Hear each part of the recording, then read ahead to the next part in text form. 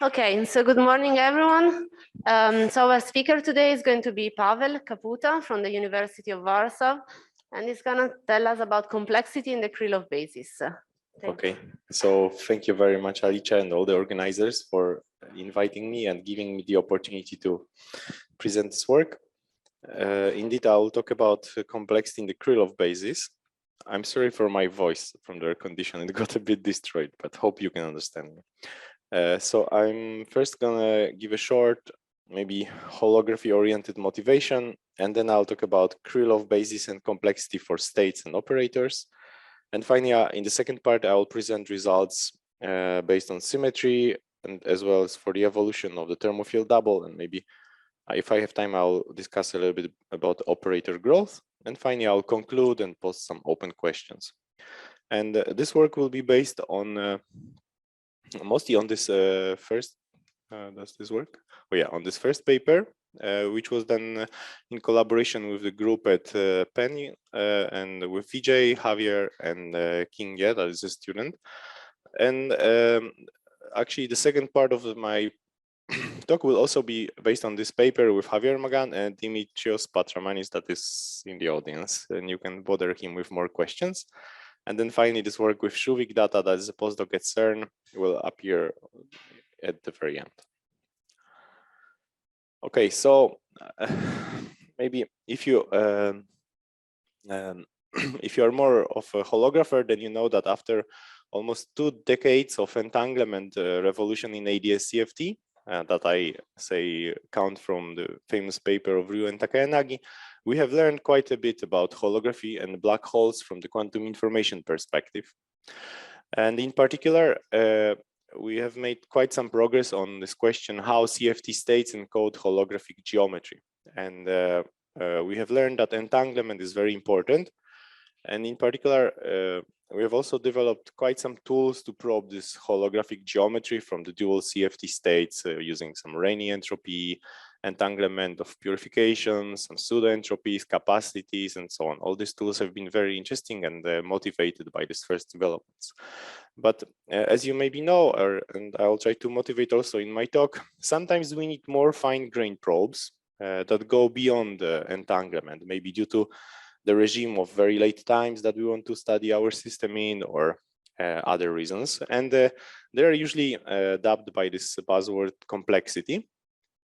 And there has been a very beautiful series of works in holography trying to define what this complexity could mean on the gravity side. And they go on under these acronyms of CV, CA, CP, C anything recently. I'll not talk much about this, but maybe during the workshop, you'll probably hear more. And maybe the main question during my talk, and in some sense in a big part of my recent research, is whether there's a good or universal definition of this complexity for QFTs, and especially for QFTs used for Ads Cfd correspondence. Okay, I can do it like this. So, okay, so maybe let me quickly remind you, why do we need complexity in Ads Cfd and how all this started. I'll be very brief, but maybe the most famous paper about this, or that from which everything started, was this work by Hartmann and Maldacena that studied, that considered this thermofield double state, that is a maximally entangled state of 2 CFTs.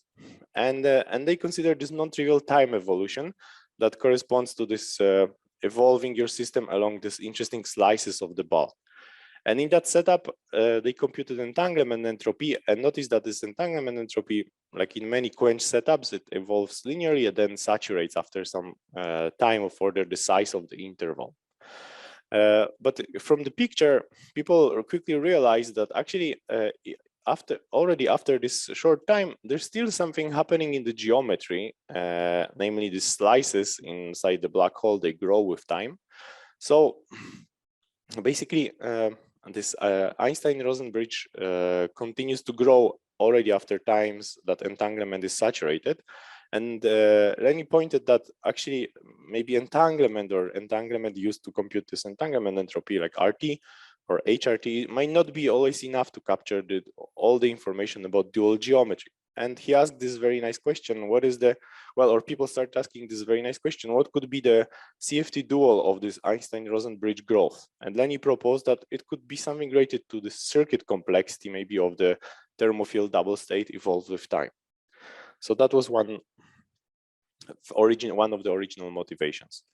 And then the second beautiful part of works had to do with the connection between black holes and quantum chaos.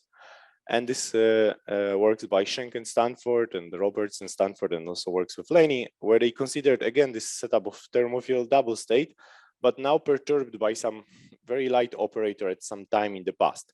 And they noticed that this fragile structure of the entangled state is, if the operator is inserted far enough in the past, even though it's light, it destroys this beautiful entanglement structure. So this led to this discussions on precursors, or basically the question of defining universal size of the operator. How could we quantify the size of the operator as time grows? Or in particular, how could we measure complexity of this operator WT that is referred to sometimes as this precursor? And again, this led to this very nice measures of more of a quantum chaos in holographic systems, but also in many body systems that are dubbed by out-of-time order correlators. That is a certain 4-point function. And then this 4-point function has some universal properties from which you can make certain bounds on holographic CFTs and so on. So this was somehow second instance of the need for complexity, and I'll try to I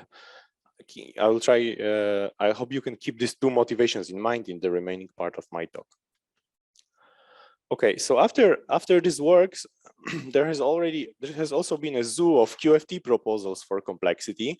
And you can divide them into two parts. I'm sorry, I'm not giving many references and so on, but maybe this will not be important in most of my talk. But basically, you can group them in two parts. One part has to do with complexity of states, and there is a very popular one, geometric approach due to Nielsen collaborators. But there are other ideas how to measure this complexity or distance between states, or maybe there are some ideas on how to do it using more like tensor networks ideas. On the other hand, for the operator size, there's some progress in the context of SYK. Also, there's a nice connection between complexity and momentum of particles moving ideas. And finally, there are these nice probes of the size of the operator given by out-of-time order correlators. But up to now, they're still somehow evolving on their own, many of these ideas, and we still don't have a big picture, and kind of there's still a lot of dust in the air, let's say. But eventually, we would like to understand what are the relations between these different definitions. And finally, the hope is that if we understand if we have a good definition, then somehow this complexity of states would tell us something interesting about this growth of Einstein-Rosen-Bridge or late time physics of black holes. On the other hand, this complexity of operators, holographically, it should be related to some near horizon physics, like maybe scattering in the vicinity of black hole measured by out-of-time order correlators, or maybe some symmetries of the near horizon geometry and so on. Okay, so in the remaining part of my talk, I will focus on one definition or a set of definitions of complexity based on so-called Krylov bases. And these complexities, they can be universally defined and computed in systems from quantum mechanics to really strongly interacting quantum field theories that are relevant for holography. I will discuss some geometric aspects of this complexity definitions based on Krylov bases in systems that are governed by symmetries, and present some results for complexity of states and operators.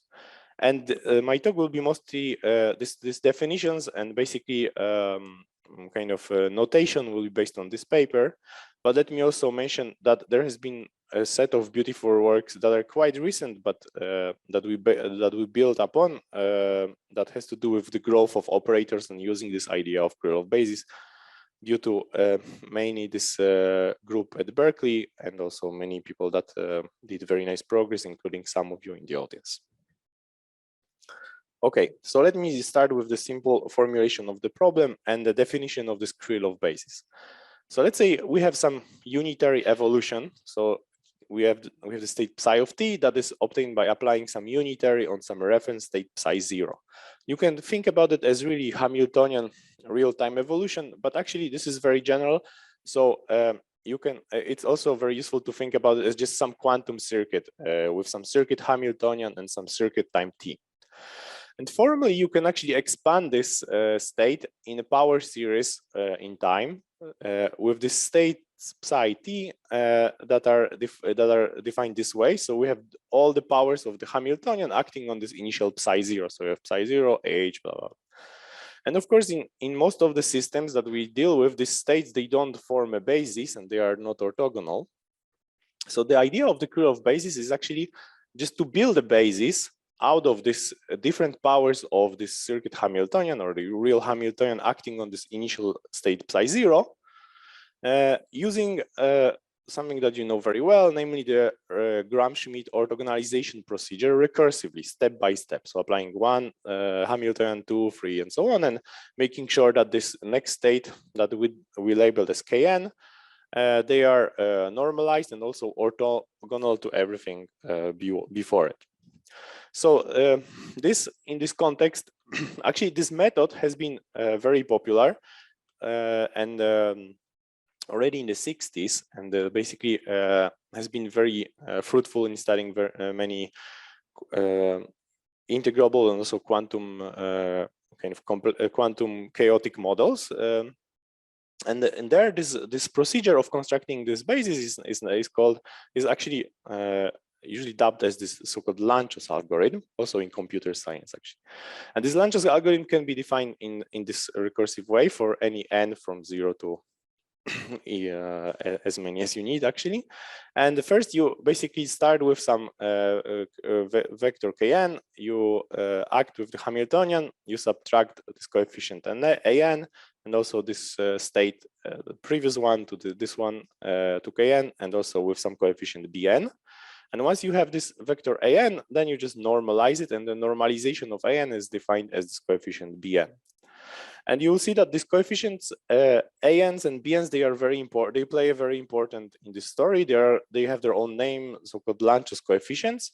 And these ans are basically expectation values of the Hamiltonian in the vector kn, and bn are just as defined here, norms of this basis vector kn. And the algorithm works in such a way that at the n equals to 1, you get this b0, and b0 is chosen as 0, and as well as the initial vector in this Krylov basis is always this reference vector psi 0. Are there any questions about this? Yes, please. Excuse me, can you say again?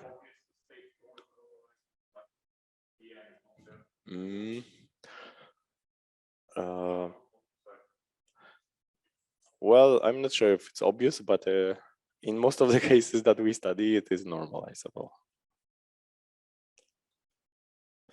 Okay, so the important thing is that from this definition of the Lanczos algorithm, you can actually derive this an is nothing but the an plus 1 is nothing but the vector kn plus 1. So you can actually, this definition tells you how the Hamiltonian acts in this Krylov basis. So in particular, let me write it again because that will be important. In this Krylov basis, your original Hamiltonian actually has this tri-diagonal form, in a sense that it acts on the Krylov basis vector kn. It has a diagonal piece with this coefficient an, and then two off diagonal pieces with bn plus 1, kn plus 1. So it's like a rises to a next vector, and also Lanczos coefficients bn with the lowering to the lower vector. So if you write it in the basis, you can actually see that it has this form. There are these coefficients an on the diagonal. Off diagonal, you only have these coefficients b0, b1 up to bn, and everything else is 0. Usually, this form of the Hamiltonian or the symmetric matrix generally is referred to as a Heisenberg form. This will also be important in a moment. And basically, once you build this, once you construct this basis from your original state and these powers of the Hamiltonian, so this was your original state, then you can expand this state of your interest in this Krylov basis, and these coefficients psi n of t, this is now your orthonormal basis. So from unitary, this psi n of t, they will give you a probability, proper probability distribution. So sum over n of this psi n of t square, this is defined as probabilities that sum up to 1. And also by construction, you can actually derive the difference equation or discrete differential equation for these coefficients in this basis. Namely, if you just take the derivative of this state, you'll basically you'll just get a left side, the derivative of the coefficient psi n of t, but also from the definition of the action of the Hamiltonian and changing the summation of the indices, you basically derive that this derivative has to be related to these Lanczos coefficients and previous these ans and bns and also previous phi n's in this particular way. So all you need to know the expansion of your state in this Krylov basis, you need to solve this equation, and you need to know, of course, your Lanczos coefficients that you can do recursively step by step, and you solve it with if the initial condition that this coefficient at time equal to 0 is it projects you on k0. So you want to start, of course, from your initial state k0. Okay, and then once you solve this equation, you are done. Yes.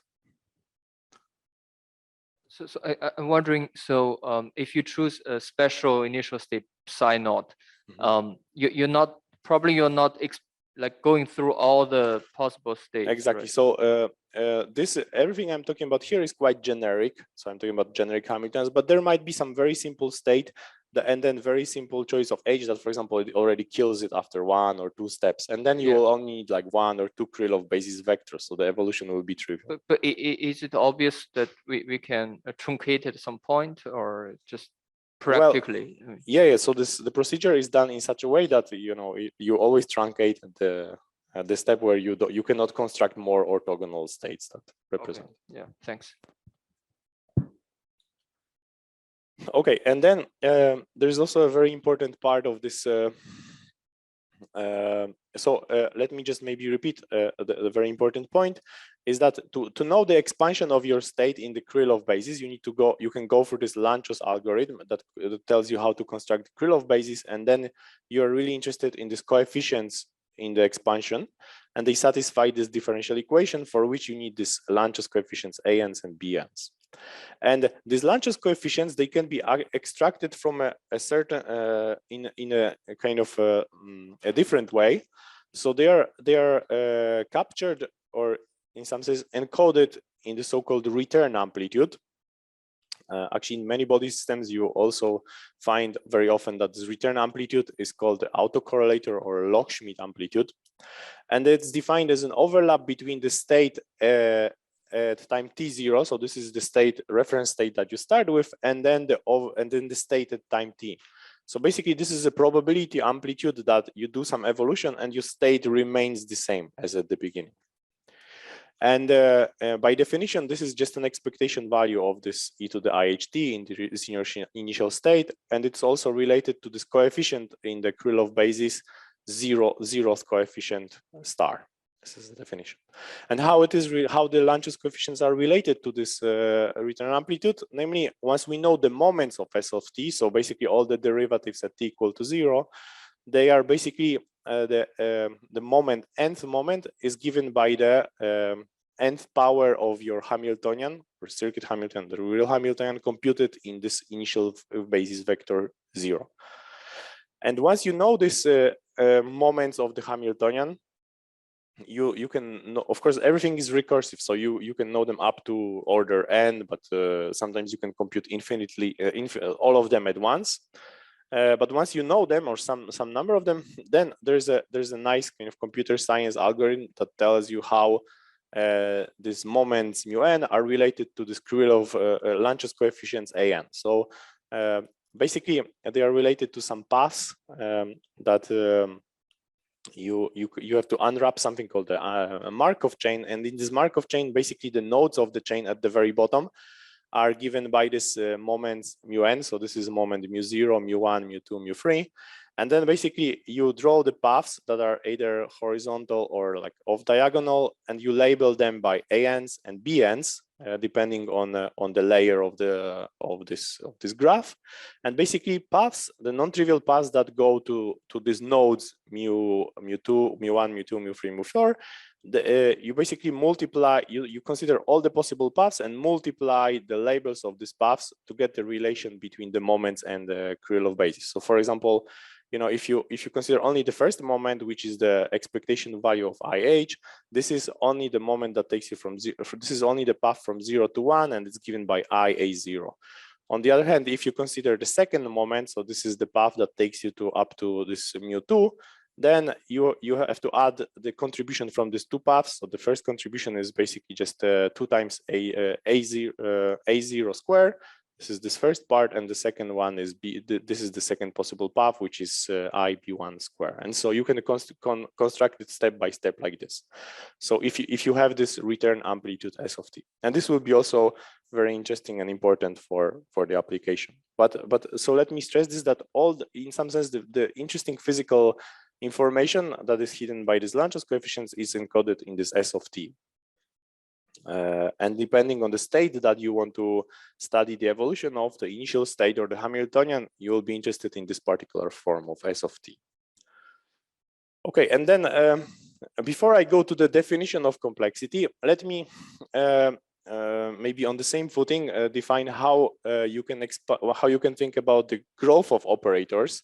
Because before I was talking about the growth of states, how you can talk about the growth of operators and how you can also write them in this Krylov basis. And this is mostly to this paper by Parker et al. From 2019. So let's say we consider the Heisenberg evolution of the operator that is defined by this, of course, known equation, and that again can be written formally like this e to the IHT operator at time t equal to 0, e to the minus IHT. And similarly, as I was doing for states, you can expand these operators in formal powers of IT, where all these operators that appear in this expansion, they are just nested commutators of your original operator at time equals 0 and the Hamiltonian that you do evolution with. So you have a Hamiltonian 0, first commutator, then nested one, and so on. And similarly for the states, you want to construct some bases that corresponds to these different operators, because they are, and you want to, of course, orthonormalize this basis as well. And for that, it is very useful to use this Liouvillean formalism, or you define this Liouvillean super operator, basically that when it acts on something, it takes the commutator of whatever it acts on with the Hamiltonian. So basically, this operator at time t, it can be seen as exponent of the Liouvillean t acting on this operator at 0. Or in other words, all this formal expansion of the operators, they are just different powers of Liouvillean acting on the initial operator. And then again, you want to construct this Krylov basis. So basically, you take your initial state or initial operator, and then all the possible powers of the Liouvillean of the operator, and you need to construct a basis that corresponds to these different operators. And actually, in order to do that for operators, we must pick an inner product that tells us like in which sense this state that corresponds to this operator is orthonormal or orthogonal to this operator with Liouvillean acting on O. And there's actually some, in this operator graph, there's some freedom into choosing the inner product, and there's a family of inner product that you can choose, and there are perfectly well-defined inner products in the space of operators. But the common one that people have been choosing and that they studied in the literature is this so-called Whiteman inner product, where you basically take an operator A and state that corresponds to the operator A and B, and you just compute the thermal two-point function of A and A dagger and B, where A dagger is shifted on the thermal circle on the other side by the amount of B over 2. Okay, so in most of my talk, I assume that also we are using this Whiteman inner product, but actually for the states and so on, this is not like a very strict assumption. We can generalize it to arbitrary inner products for the operators. And once we have done this, again, we have all the states that we now know how to orthonormalize them in this chosen inner product. So again, we apply this Gram-Schmidt orthogonalization or this Lanczos algorithm, and we want to expand the operator at time t that is defined as the exponent of the Liouvillean acting on this initial operator in this Krylov basis. Now I denote, I'm using the same conventions as this paper. Sorry, before I was denoting this Krylov basis Kn, but for the operators, we just define this Krylov basis as On, that is obtained by this Gram-Schmidt orthogonalization. And again, in this basis, you are interested in the coefficients phi n of t. Again, they are the same coefficients that I had before, except not for the operators. These authors choose to define them as I to the n phi n of t. And for the maybe slight difference between these operators and this general state is that you can, when you choose these inner products here as basically traces with some thermal density matrix, for most of the reasonable choices for the operators, you don't need to, there's no diagonal piece in the sense when you compute a trace of the Liouvillean acting on the operator. It's basically, this is just a commutator of the Hamiltonian and the operator, and it vanishes under the trace. So actually, for most of the choices, you can eliminate these coefficients an. But actually, there are also some inner products in the space of operators that you can take into account. So let's say this is a special case of this state equation that I was writing before. And once you know these Lanczos coefficients from this procedure, you again solve this equation with this initial condition. And then in the case of the operators, again, these Lanczos coefficients Bn, they are fully captured by this return amplitude, which again, these authors choose to denote as an overlap between state O of t and the state at O of the operator corresponding to the state of the operator at 0. And this is again defined as an expectation value of exponent of the Liouvillean t in this initial state. And in this case, again, it's related to this psi 0 of t. Hope you don't get confused by these two different notations, but I really wanted, maybe some of you know already very well this story of the operator graph, so maybe this is more familiar for you. But if you did, so let me just summarize this a little bit before I go to the definition of complexity. So we can consider states and operators, and then the goal is to expand this time evolution of the state of psi 0 with some Hamiltonian h in the Krylov basis Kn, and the same for the operator. We start from some initial state that corresponds to operator at 0 in some inner product. We apply this e to the I Liouvillean t, and we expand this in this Krylov basis. The important information is this coefficient it's in these coefficients phi n that are probabilities, so their absolute value square sums up to 1, and the same here.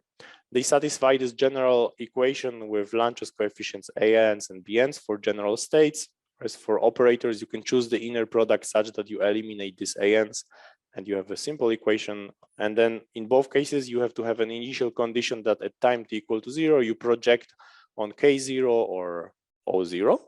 And then the information about these ans and bns is hidden in this return amplitudes. So this is this one or this one. And then let me point that, again, depending on this choice of the initial state and the choice of the evolution, or choice of the initial operator and the evolution, you can have some very simple and universal inner products, or this return amplitude, or very complicated and very non-universal return amplitude where these coefficients are very complicated. So maybe, the main message from this Krylov analysis is that you can map any dynamics into this simple form, basically some one-dimensional chain, but don't get tricked by this. Like, of course, you know that there are some systems that have very, very complicated dynamics, and the fact that we only need these three coefficients doesn't mean that it simplifies dynamics a lot. These coefficients can be extremely complicated and horrible for very horrible dynamics. So, okay, and maybe there's just to summarize, there's also a connection. So you can always consider states that as psi of t as basically taking your operator at time minus t and acting on some initial states. So of course there are some obvious connections between some notions for operators and states, but maybe this, for example, this choice of the Whitman inner product correspond to considering a growth of the state of this type, where we, for example, take the thermophile double state and then we move this operator on particular parts of the circle. Then when you study the evolution of such states, is equivalent to studying the evolution of the operator in the choice of the Whitman inner product. And yeah, that's the summary. Yes. Okay. I guess on the left side, you have some additional conditions from Larsen factorization. So they made some relations between A and BNs. Yeah, I mean, the question was whether there's some universal features of ANs and BNs in holographic theories. Yeah, let me postpone it until the end, if you allow me. One more question about the right side.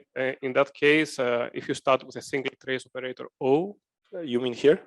Yeah. Yes. And then you get the sequence of ONs. In general, there will be mixtures with.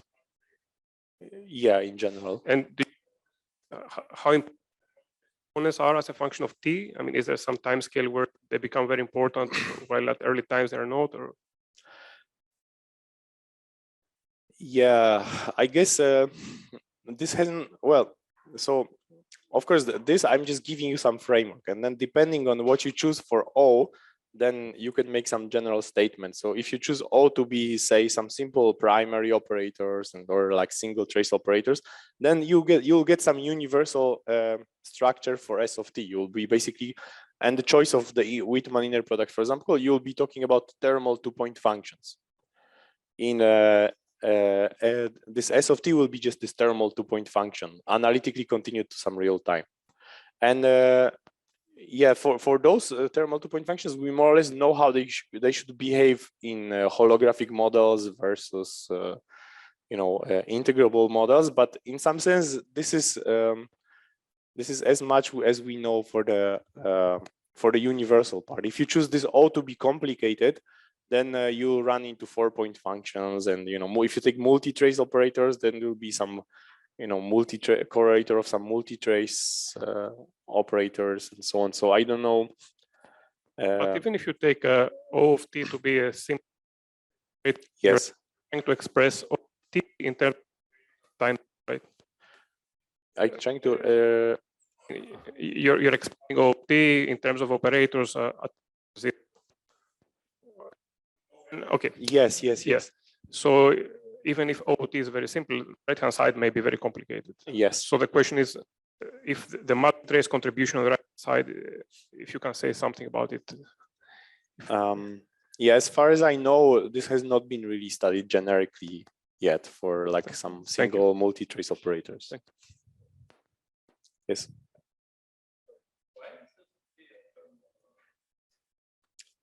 Oh, why is this a thermal 2-point function? Yeah, why is this a thermal 2-point function? Because the only way this whole structure knows about the temperatures through the inner product, and yes, there is just time evolution of some operator. Yeah. So what I mean is that I mean, like, I chose this inner product between the states that correspond to the operator as this Whitman inner product. So basically, when I compute this this S of T here, that is defined as an overlap between state that corresponds to operator at time t and the state of operator at time 0, from this definition, that just becomes the thermal correlator. So I'm just computing. Sorry, which definition? Can you show it again? This is basically the overlap. Oh, I see. Okay, thank you. Yeah. Okay, and then the one of the operators, it's some t equal to 0, and the other operator at some t equals to, it's you basically take it on the other side of the thermal circle, and then you analytically continue to t. So that's why you get this thermal correlator.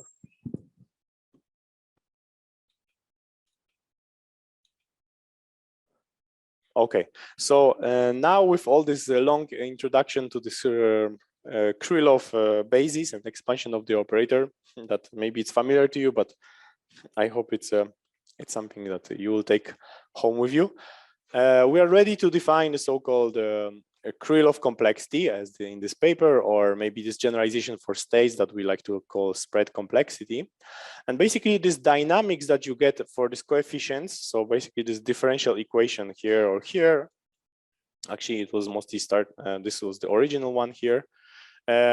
This basically maps this evolution to a motion of a particle on a chain. So you can think about a chain where nodes are labeled by these coefficients in the Krylov basis, so phi 0, phi 1, phi blah, blah. And then basically this transition amplitudes between nodes are labeled by these coefficients B1, B2. These are these Lanczos coefficients for the operator growth. And what these authors proposed is that actually, from this picture, it is when you consider this particle that hops on this chain, it is natural to think about complexity as basically a position of the particle at a given time on this one-dimensional chain. In a sense that if particle is on a certain node of label n, that means that you need to go as far as to the Krylov basis vector kn in order to represent a state at a given time. So in other words, the farther in the chain the particle is, the more complex state in the Krylov basis needs to be employed to represent your given state or the operator. And basically, they gave this natural working definition of complexity, or the so-called Krylov complexity, as the expectation value of the position. So this is this n here on this one-dimensional chain. So basically, in this probability amplitude, you just compute expectation value of n, and that's what people usually call the Krylov complexity. And the same you can do for states. So basically, you take these most general amplitudes in the Krylov basis for your arbitrary state, and you compute expectation value of n. And sometimes you can also think about this Krylov complexities as an expectation value of certain complexity operator. If your motivation was really to think about the size as being an expectation value of some operator, and basically once you know your Krylov basis elements, you can just introduce this operator which has this eigenvalues n, and then the Krylov basis vectors kn, and then formally this Krylov complexity, this one, it can be written as an expectation value of this formal complexity operator in the state at psi of t. Okay, so in the remaining part of my talk, this will be exactly the working definition of complexity. You give me a state or an operator, I expand it in the Krylov basis, and then I compute this average expectation value of n in this Krylov basis. Let me make actually two comments. So let's say we start again from this state psi of t that is given by some initial vector psi of 0, and then we do the unitary evolution. And then you might think that it would be natural to define a complexity as basically a spread of this state in the Hilbert space. So you choose some basis in the Hilbert space Bn such that B0 is given by this initial state psi 0. And then you try to quantify how could you measure the spread of a given state in the Hilbert in your general Hilbert space. And basically, what we argued is that you can introduce a cost function, or actually a family of cost functions, such that you basically choose this basis with basis vectors Bn from 0 to some n, and then you compute the probability from the overlap of your state psi at time t with the basis vector Bn. Weighted by this coefficient Cns. Generally, you can actually, for this previous definition for Krylov complexity or the spread complexity and so on, this coefficient Cn are chosen as being simply n, but actually you can choose arbitrary monotonic ones in n, and then everything what I'm going to say, it also goes through. So basically, for this choice of the cost function for a given basis Bn, you define this complexity by basically this following cost function, basically this coefficient Cn in this probability for a given basis Bn. And when you can show that if you minimize this quantity over all choices of the basis for some finite amount of time, then the minimum is attained by this Krylov complexity basis. So in other words, you can interpret this Krylov complexity or this idea of spread of states in the Krylov basis as basically this spread in the Hilbert space, or spread. That's why this is an explanation why we call this spread complexity.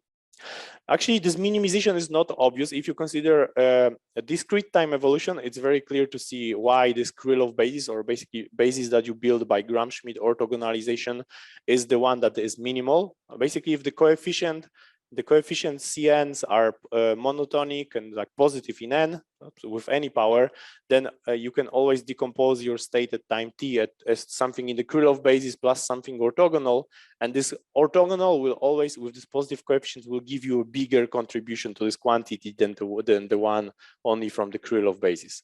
And actually, if you want to do it for continuous time, you need to go to some analysis and define how you basically say that something is bigger or smaller by comparing all the derivatives, but this can be done for some finite amount of time, and this was done in our paper. And maybe second comment is that once we expand this state or the operator in the Krylov basis, So we have this phi n's. Then I already stressed this many times, but this is important. They basically just tell you what is, they give you a certain probability distribution, how this operator is supported on all these orthonormal set of basis vectors in your Hilbert space. And then once you have this probability distributions, you can actually characterize this growth of the state or the operator in many ways using the standard quantum information tools. So basically you can consider so-called K entropy, which is nothing but the Shannon entropy of this probability distribution Pn.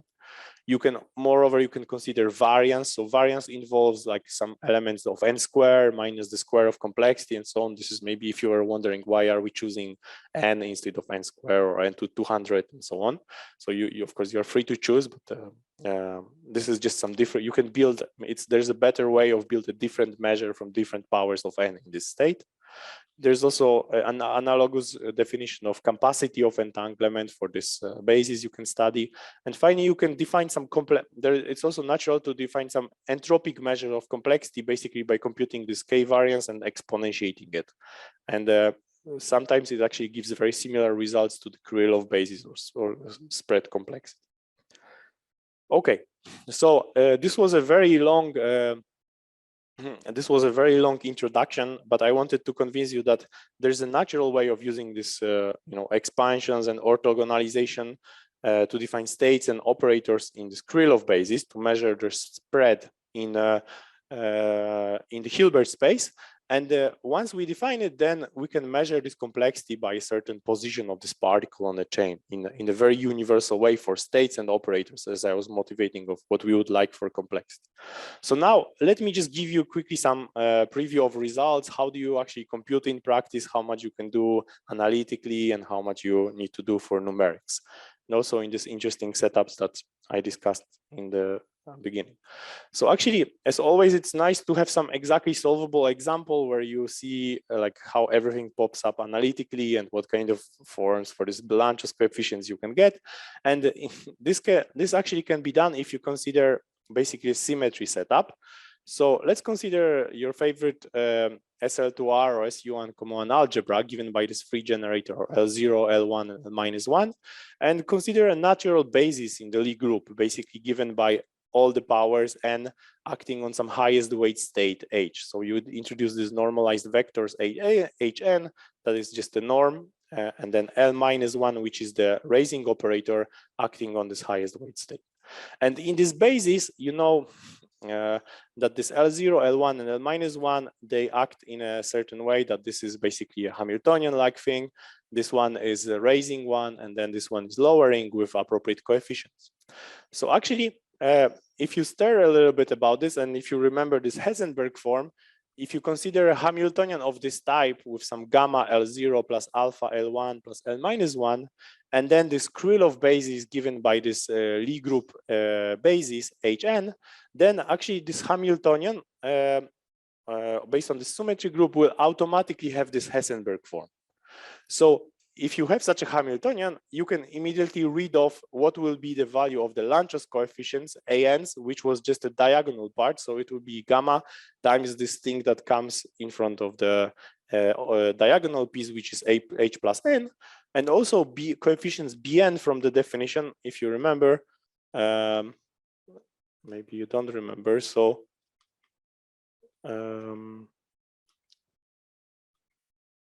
I was a bit far. So coefficient to read off coefficient Bn, you actually should read off in this from this matrix the coefficient in front of the vector that is lower by 1. And in case of the symmetry, you can read it immediately because this is your lowering operator, and this is the lower Krylov basis vectors Kn-1. So Bn would be nothing but alpha times this thing that comes in front of this square root. So I'm not giving you at the moment the physics of this system, but it will come up in a moment. If I have time in the very end to show that actually this is not some arbitrary just symmetry, but actually SYK has this property that you can map it into this Hamiltonian with this particular symmetry structure. Sorry? Yes. So, do you choose like highest weight representation here? Or? Yes, I choose discrete series highest weight. Okay. Yes, thanks. Okay. So But before we go to specifics, let's just consider again what I was telling you. So we consider some state psi of t, which is some highest weight state, and then we choose our Hamiltonian, that is this group Hamiltonian here with L0, L1, and -1 acting on this. So using your favorite Becker-Campbell-Hausdorff formula for SL2R, you can immediately expand this state and basically just read off from this B's and A's what will be these coefficients phi n of t, and then the Krylov basis vectors kn that are just this h and n.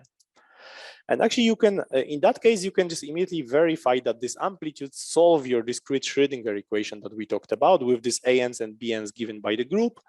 And then actually you can immediately compute what is this spread or Krylov complexity from this absolute value of this phi n of t. And this complexity has this general form, so it's proportional to the highest weight value h, and it's given by the sine hyperbolic alpha t with this particular gamma and alpha. Let me remind you that gamma is the coefficient of L0 and alpha is the coefficients of this rising and lowering operators.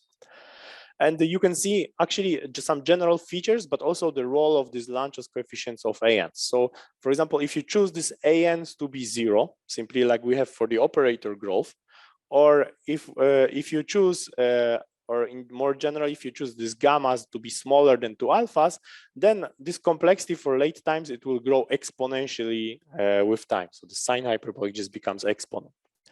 There's also a certain interesting regime where this gamma is equal to 2 alpha. This is some intermediate period where this becomes 0 and this becomes 0. And in such a case, this growth is not exponential, but actually becomes quadratic. And you will see that actually it also happens in some time regime of random matrix example. And finally, in principle, from this, we can go to some periodic regime where we take this gamma to be larger than 2 alpha. This, in some sense, it's formal, but you can see that this is sine square of something. And you see that in that case, the complexity in this kind of integrable regime becomes just periodic and oscillates with time. You can actually also check that this regime is the same, it gives you the same complexity as if you do it for not SL2R, but SU2. Yes. The choice of CNs. So this is all for n. So I'm just choosing this definition of n that I chose from. Yes, so you'll get some different powers. So one thing you can say about this is that for this choice of n, this growth of this complexity is the smallest. It's the minimal. It's the slowest, because other powers of n will give you some higher powers of sine hyperbolic, for example. Okay, so it's maybe good to have in mind this kind of examples, but now let's go to real physics that I started with in my original motivation. So let's consider again this thermophile double state, and then do this time evolution as in Hartmann and Malazan. So we apply this e to the IHT into the thermophile double state, where h can be taken as your left plus right Hamiltonian, but actually it can also be only left or right Hamiltonian. And then the goal is now, as I defined, to expand the state in the Krylov basis and compute the Krylov complexity or spread complexity of this state. And what is interesting is that now I told you the very important thing is are these Lanczos coefficients, and you should read them off from this return amplitude. That is an overlap between psi of b, which is the original thermophile double, and then this analytically continued. And then this is, of course, a very well-known quantity in this story, and it just becomes the ratio of analytically continued partition function, thermal partition function to beta minus IT over the usual thermal partition function. So basically, the amount of data that you need to compute this Krylov complexity for the evolution of thermophile double state is hidden in the quantity that people have been actually studying quite a lot, namely the so-called spectral form factor that is basically taken as an absolute value of this square. And this is very non-universal. So sometimes you might find that there are some complaints that this for simple primary operators, you basically get some universal 2-point functions in CFT. And then this Krylov, this basically S of t becomes this 2-point correlator, which does not distinguish much of physics. But here, actually this spectral form factor is as complicated as it can be. So if you give me a partition function in some simple model or very complicated, you can just compute this quantity and study in principle the Lanczos coefficients, expand and construct the Krylov basis. Okay, but so let me just do one example, and then actually, how much time do I have? Okay. Okay, fine. So let me do, of course, if you maybe to answer some questions from these Kyriakos at the beginning, you can actually, at this point, there are some universal expectations for what should be the partition function of some large C or large N CFT at finite temperature and so on, using either Cardy formula or things like that. So of course you can plug it, and you can see that at least for the regime where it is valid, you get certain behavior of complexity in that part. But generically, you know, to go beyond that, there's not many systems that are interesting for holography where we can make definite answers for very late times in this story. So in the other part of my talk, I'm going to talk about on some setup where we actually expect that has something to do with black holes at late times, namely the random matrices, and so I can show you how this works in practice there. Okay, so for example, you can consider your Hamiltonian now as being some n by n Hermitian matrix, given, for example, here in by 3 by 3 matrix, in one of the ensembles. So you can take some GUE or symplectic or orthogonal ensemble. And basically, once you have such a matrix, you can explicitly diagonalize it, compute spectral form factor, compute your thermophile double, moments, Lanczos coefficients, and everything numerically. In practice, if you go to large n, this becomes a very complicated process, but one can actually do it quite efficiently. Well, if you have a very smart computer science oriented student like Vijay, that was part of this project. But basically what you can do is, as I told you, you have to put your Hamiltonian, that is large matrix, into this tri-diagonal form, also called Heisenberg form. And then you just exponentiate it and you apply it to a certain vector that should correspond to a thermophile double state. So actually, in practice, what you can do is there are some efficient algorithms and libraries in Python and also in Mathematica to put any arbitrary large numerical matrix into this Heisenberg form. So once we put this H into Heisenberg form, we can actually immediately read off the Lanczos coefficients this way. And also, one maybe technical trick to remember is actually in these libraries, this initial state for which this exponent would work is usually put into this form. You have like some vector 1 with all the zeros of size n that you are studying. So basically, once you know what is exactly your thermophile double state, once you diagonalize it, you just need to apply some rotation that rotates basically your actual thermophile double into these vectors. But once you have done this rotation, then you can exactly get this Heisenberg form and just exponentiate the matrix and apply this to this initial state. And then again, without solving any differential equation, you basically read off all these phi n's from this application of the exponent to this initial vector. And they are honest probabilities, and you can compute now Krylov complexity and evolution and so on for arbitrary times. And actually, we are able to do it for pretty large sizes of the matrix, as I will show you in a moment. So basically, you can follow these procedures, for example, for GUE, we also did it for other parts, for n up to like 4096. So we take basically matrix n by n of this size. And if you do that, you can first look at some universal, or some generic behavior of these Lanczos coefficients ANs and BNs for given choices of temperature. And we plot them here as functions of n, so for given n over the system size. And you can see that actually initially these ANs and BNs, they grow linearly with time or linearly with n, but then very quickly ANs just go to 0 and then BNs become constant and then they follow to 0 because of division by n. Maybe if you want to do it, maybe a better plot to show this picture is that you can show this for some smaller n, and you see that these ANs and BNs, they grow linearly with time, and then these ANs basically vanish, and then BNs saturate to some value, some constant value that we use by normalizing it. Also, in these choices of the Heisenberg form and also in the operator graph, we have a freedom of choosing the sign of BNs. So it's actually natural to choose BNs to be always positive, but ANs can actually be negative. So you can start with some expectation value of random matrix can have a negative value. Yes. Sorry, just out of curiosity, where do these numbers in your Hamiltonian come from? Because a long, like. Sorry, where do these numbers in the Hamiltonian come from? On the previous slide, you had the this is random. Oh, okay, so this just generated. It's you just have Mathematica, you generate some random matrix or from GUE or whatever of certain size. So sorry, it was not this was yeah, I didn't say that, but this is just some completely random matrix that I choose. It's not it's not this one. Okay, and then maybe important thing is that there's this period that you would feel like okay, this evolution of BNs is linear, but I showed you that it's actually important when you have this evolution of states to know what is also the ratio, or like how BNs evolve with respect to ANs, and you can actually check this in the SL2R regime. I showed you that this complexity grows exponentially, but when the AN coefficients are like 2 times BN, then actually you don't get exponential growth, but you get this slower quadratic growth for these ones. And you can actually check that ANs minus 2 BNs, initially it's something different, but actually it quickly becomes actually constant. So this AN minus 2 BN, it's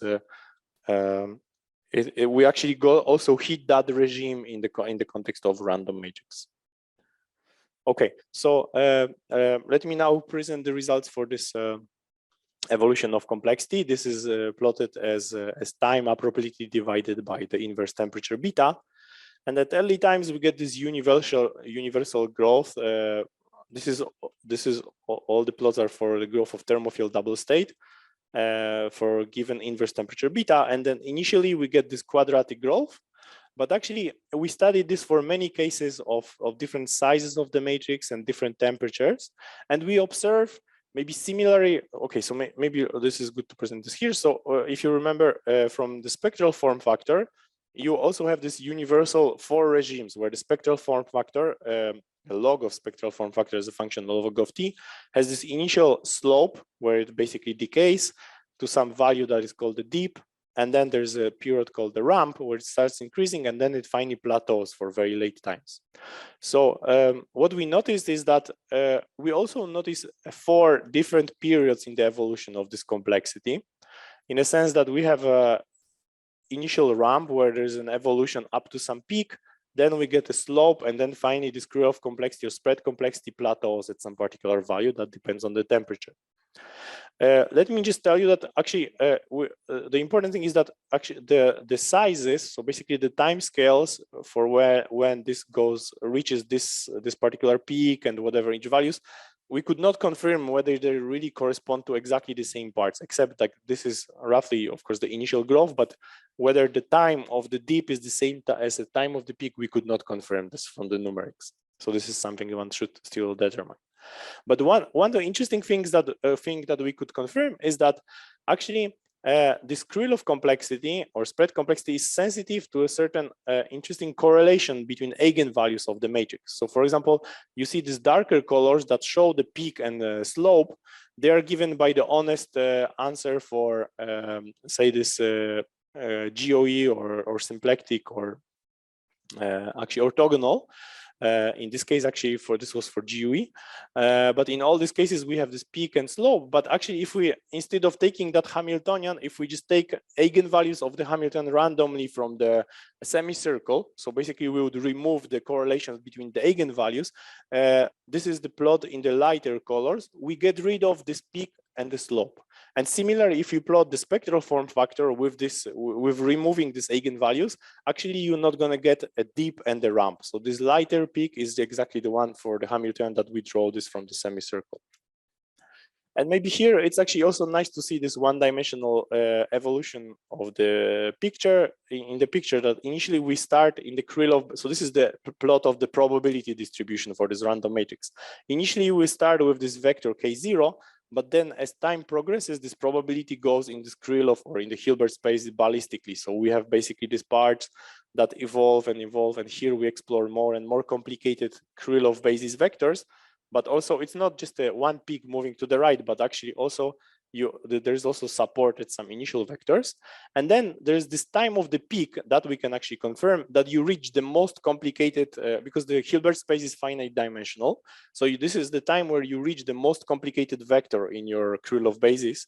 And then after that time, your probability distribution starts to become uniform. So this is, this period after you reach the peak, you basically go to some uniform distributions, and that's basically at this value of the plateau, your vector is supported more or less randomly and uniformly in the whole Krylov basis. Okay. Okay, so that was the result for the random matrices. And actually, maybe I didn't stress it here, but we can also study similarly SYK numerically for, I think, smaller values than this bigger size. But if we start in the behavior in SYK was also, it's plotted in the paper and has actually very similar behavior. It has definitely these 4 regions: ramp, peak, slope, and plateau. But also, if we plot this definition of complexity based on entropy, so if we plot exponent of the Shannon entropy as a complexity, you also see these 4 regions, but they are not as much pronounced. So, for example, the peak will be smaller, and then you'll have a slope as well, and they will be much more sensitive to the temperature than this one. Okay. So basically, I would like to finish with this part that maybe I should have started with. So basically, the whole story for this operator growth and operator complexity started in these works by Parker and collaborators. And they had a certain conjecture for the universal growth of the operator. Namely, they observed by studying various chaotic or integrable or free theories, for example, SYK model or some Ising model, they observed that these Lanczos coefficients Bn for some operator growth, they actually they grow at the most linearly with n. And basically, they proposed that this saturation, where Bn's grow linearly with n, happens only for maximally chaotic systems in a certain sense, by the same maximal definition of chaos as OTOC. And for example, they argued that this saturation corresponds to exponential growth of Krylov complexity, where this alpha is related to this particular Lyapunov 2 times lambda. So for example, in the SYK model, they know explicitly this return amplitude that is in this conformal part of SYK model is given by cosine hyperbolic pi t over beta. And there you can check that this complexity grows exponentially with this power 2 alpha, which is nothing but where alpha in this case of SYK is pi over beta. So this 2 pi over beta was recovered from this answer.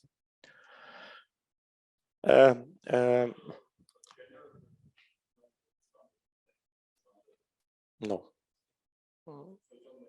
It's only on the, well, it has only been checked in this quantum chaotic model for the SYK. Excuse me. So what is the ensemble that you consider here? Because sorry. So here it's is the infinite temperature or something? Yeah. So I think this value of S of t is given for some large Q limit of the SYK model, where you can compute this return amplitude explicitly using symmetry. I don't know if maybe Brian can help me. If you still use ensemble there. So this conjecture works for any temperature, or? Yes. Okay, thanks. They have studied various examples, and I think following their works, there has been some checks where the chaotic models show this behavior, but I don't know exactly what is the status now for like the big picture. Whether definitely it's not on the level of check of OTOCs yet, like for which models it's really this exponent or this is related to chaotic. Okay, and then basically the reason I'm talking about this is that after this was another application of the thing I told you about, namely the symmetry approach. And basically for those of you that worked on the symmetry complexity, you know that they somehow should be related to geometry, or maybe towards defining these geometric ideas of complexity for holography. And indeed, this example of SYK with this particular amplitudes in the Krylov basis and this particular return amplitude, it can be written as this SL2R symmetry approach state that gives you this operator O of t. And if you use that, there's a beautiful connection to the so-called generalized coherent states for the SL2R. Namely, this is nothing but the element of the group. And when it acts on this highest weight state, it just gives you some coherent state of SU1, 1. And then you can immediately read off these amplitudes. So these are basically, this is the general coherent states. And if you compare this with SYK, you see that basically SYK can be seen as a particular evolution in this phase space spanned by coherent states, where this rho is given by 2 times alpha t at the particular angle phi equals to pi over 2 of this generalized coherent state. So in other words, this operator O of t is this coherent state, and that z, this coordinate z depends on time, and this for this particular relation between h and this eta of SYK, where this eta is basically 2 over q of SYK model. So how do you see this growth of the, well, for the lack of time, let me just tell you that the similar analysis can be done for CFTs, and this is what we did with Shuvik, where you basically study this growth of the operator in the so-called oscillator formalism for the full Virasoro part of the 2D CFT. And then this Liouvillean that you have that is based on the symmetry can be seen as basically some operator that adds or subtracts some boxes or basically these boxes in this Young lattice for the descendants, they basically tell you that this is a certain descendant of operator of your primary. And then this descendants, they can be seen as basically different L-1s or L-n's acting on the original state. So basically this growth of the operator in CFTs can be pictured as basically some evolution on this Young lattice. And so this is kind of fancy picture that takes you from the primary all the way to the very complicated descendants under this Liouvillean evolution. And you can, in this case, you can also start, you can ask more fine-grained questions, like what is this Krylov complexity along certain paths in this Young lattice and so on. Okay, and then finally, basically this interpretation here has a nice geometric meaning in terms of this kind of trajectory in the phase space. Namely, for the states, for this coherent states for SL2R, you can define a naturally this so-called information geometry given by Fubini study metric. So actually, for SL2R, this becomes hyperbolic disk, and then this operator growth, as I was arguing, it corresponds to this particular geodesic on this hyperbolic disk. So in a sense, that operator at t equal to 0 corresponds to the center of the disk, and then it moves outwards. And what we observe in this work with Javier and Dimitris is that this Krylov complexity for the growth of operators can be universally related to the volume under this particular radius in this geometry. So not the geodesic length, but the volume in this particular 2D geometry. Namely, there's a relation between volume and pi times this Krylov complexity of the operators. And we confirm that this also holds for other examples of symmetries like SU2, Heisenberg file, and other geometries. So in other words, you can have this cartoon that the growth of the operators, operator corresponds to a geodesic on this phase space on the Fubini study given by the hyperbolic disk, where you start, and then you at time t you are at the position 2 times alpha t, and then the Krylov complexity is pi times exactly this volume in the disk in this phase space. Okay, so basically this is all I have to say. I'm sorry for going over time.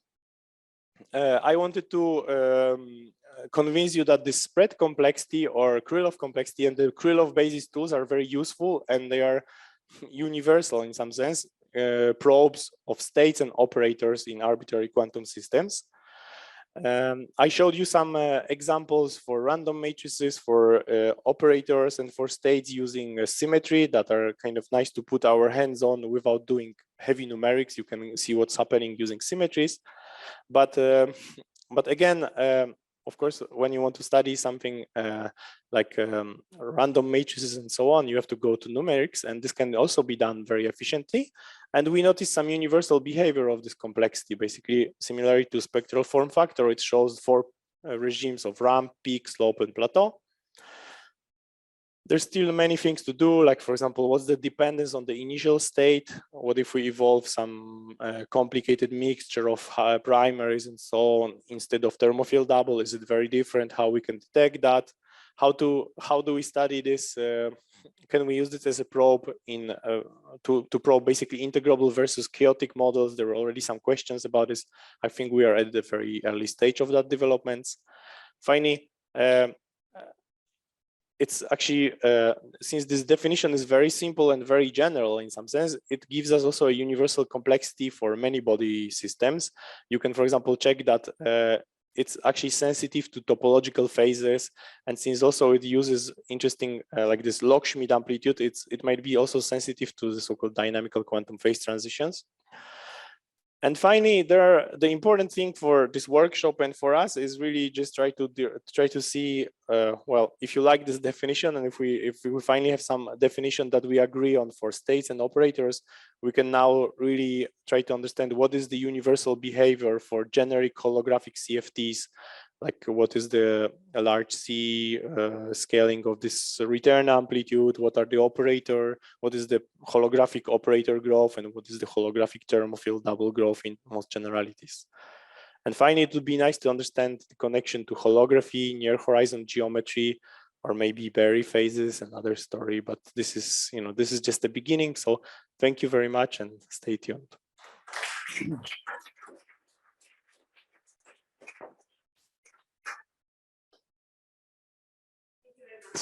Do you have more questions?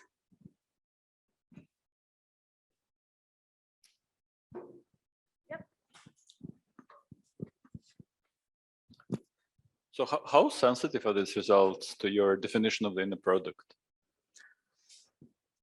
For the operators, they're quite sensitive. So even if you choose this Whiteman inner product, it depends on beta. So you can tune beta from 0 to very large. And for example, it will not give you, say, exponential growth for 0 temperatures, right?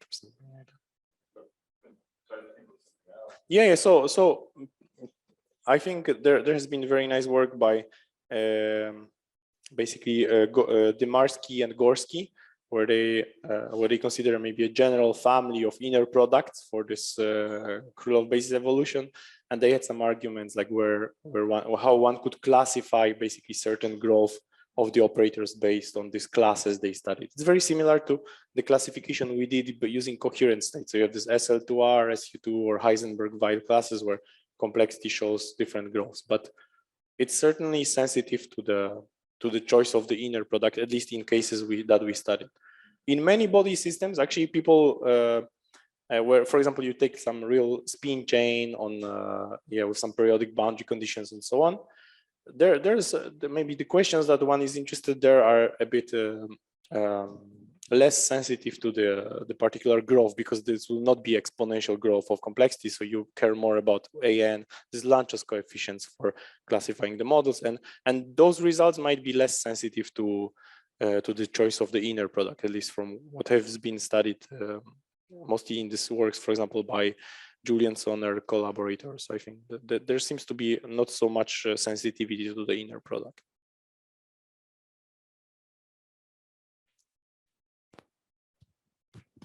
So if you try to calculate the ANs for the thermophile state in a realistic theory with holographic dual, do you expect these ANs to keep growing forever as a function of n? Because it seems to me these are okay. You have a set of states that you get by acting Hamiltonian more and more times, and since the spectrum is unbounded from above, these states will have higher and higher energy. So will the ANs, the growth saturate at some point, or will it blow up?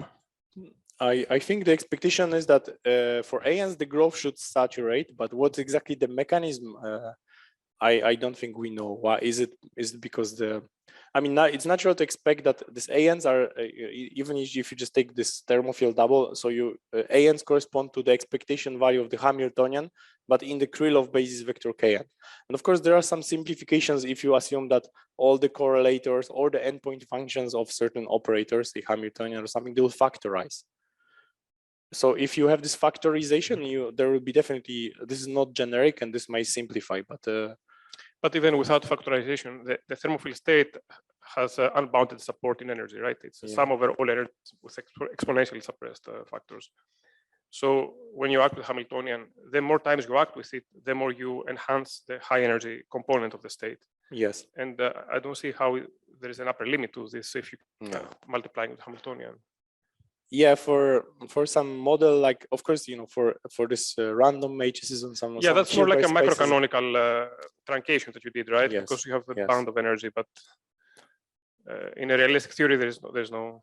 It's a canonical kind of spectrum. Yes, right? yes, I agree. I mean, there has been some slight. So basically, this is just some general framework you can use, but there's been some nice generalizations of this one, or more like fine graining, where you consider a certain energy band. So like kind of going to microcanonical or something like that. So you can define this Liouvillean to be in a certain energy band. And then in that case, you can expect that there may be some truncation only due to the band. So yeah, that's definitely interesting.